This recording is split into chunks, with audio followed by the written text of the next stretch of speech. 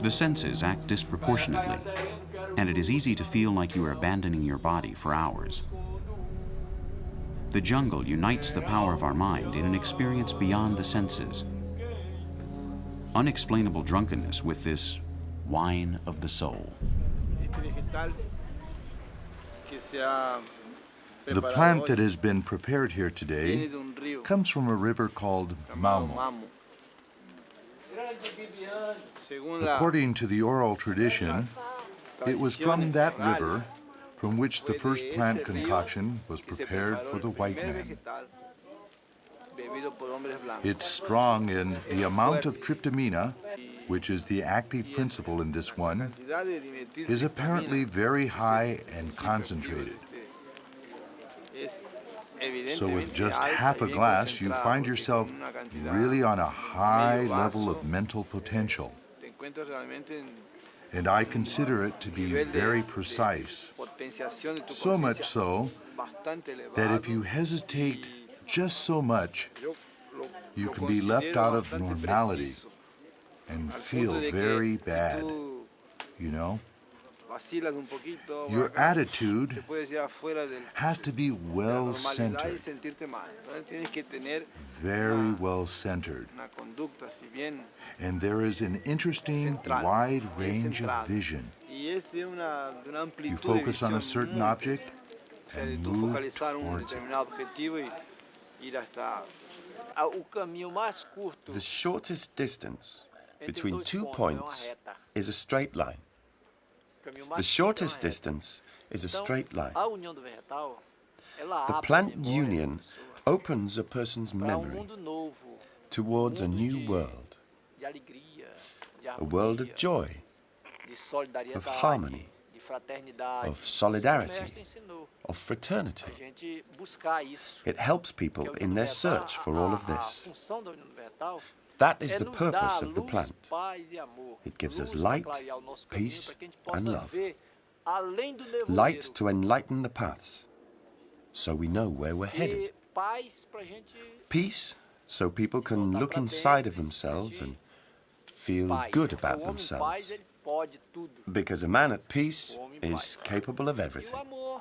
And love, that is the source of life. People need love.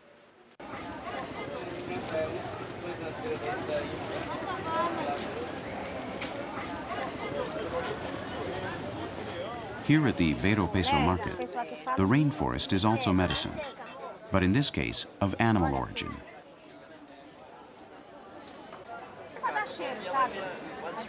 The liver of the black vulture for curing alcoholism. Hey boy, come over here. Are you going to bring urubu for me? When? When can you bring it? Okay, Monday. Monday's good. Well, how many livers do you want? About 3. Okay, 3. Are you going to bring it for me? Yeah, Monday.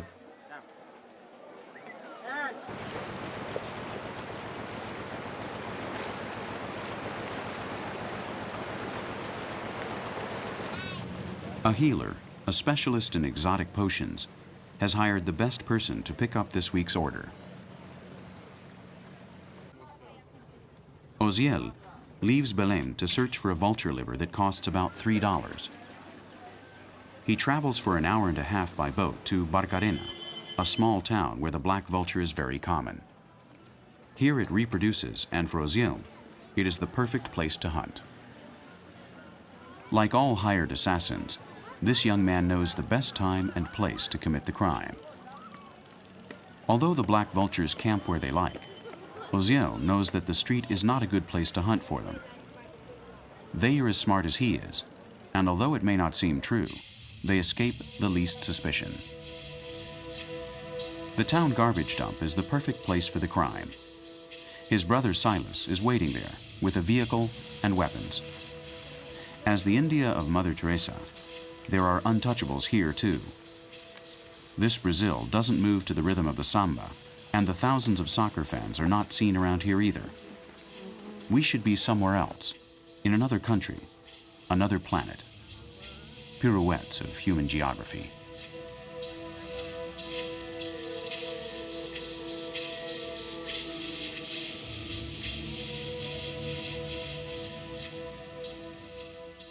The two brothers divided the authorship of the crime. They lost their father, and since a young age, they know how to lend a hand. This is not going to be easy money. They walk around as if they were collecting waste in order to fool the predators, but their eyes are fixed on the great black bird.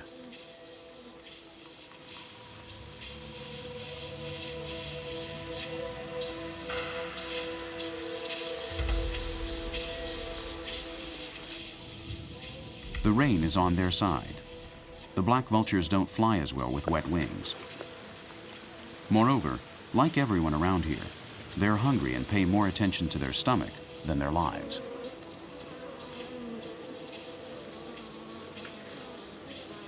He's lost him today. His weapon is accurate, but not automatic. A slingshot that he must hide until the last second.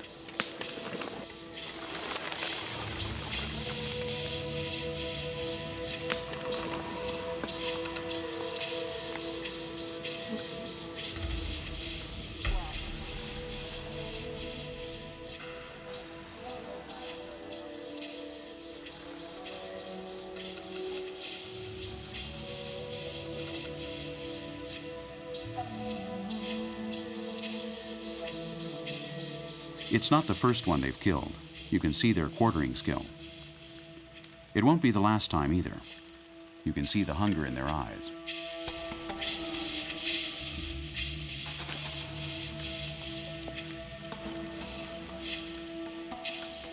Although the client only wants the liver, the boys will take advantage of their prey and earn some money off this vulture with other clients.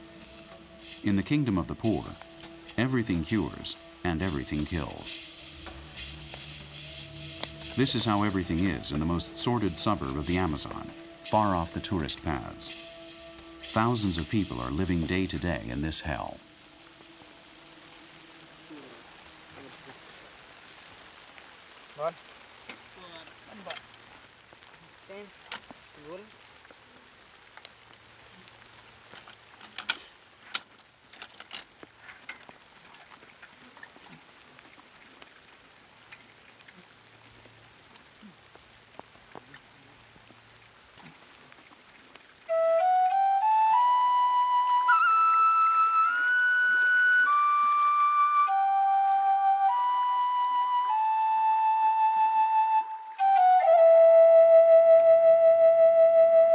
% of the Brazilian population lives in an obvious marginal situation. Of this percentage, the indigenous people above all are showing the most signs of changing from life in the village to life in the city. A daily fight against a set destiny, being destitute indigenous people.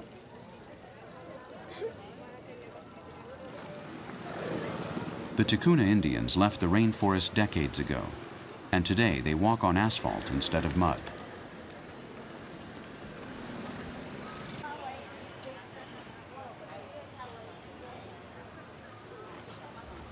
Before, they were citizens of the world. Now they are simply taxpayers of Tabatinga or Leticia, two bordering cities of Brazil and Colombia.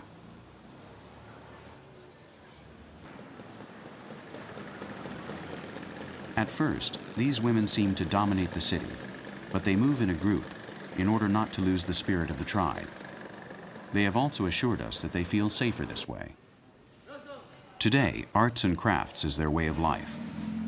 They work to their heart's content and search, as all indigenous people do, for a scarce social space that gives them the neoliberalism found in the jungle.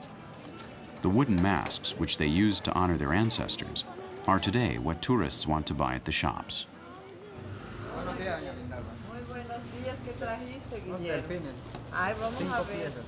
Guillermo Aguanari is also a Ticuna Indian, and he belongs to the Cocama tribe. He talks about the reddish wood of the pau rosa like few people can, and he does it well. How much are they? The 20s are 4,000, and the 15s are 3,000. To make a dolphin, he spends an hour and charges 5 reais, or about 25 cents.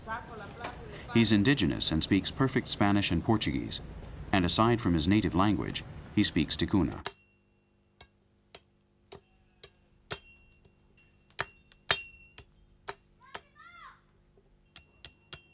His art means life security in an economic and unimaginable social system for his parents, who lived in another world. He earns more money than most compatriots, but this does not remove him from reality. He speaks loud and clear. I've never done any other kind of work. I've always done this. I've done this since I was very young.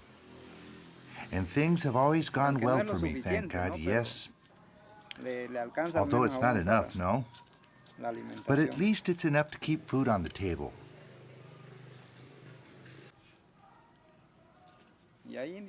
People here in the Amazons are very poor. They do without. They go hungry. They can't educate their children, all that.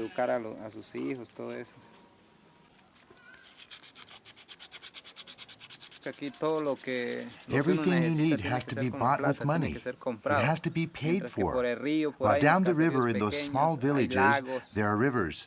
I mean, there's a lot of land to be worked, all those things, no? Then it all depends on your work. You work hard and you have all you need, but here it's not that way. If you don't have a job here, then you can't live.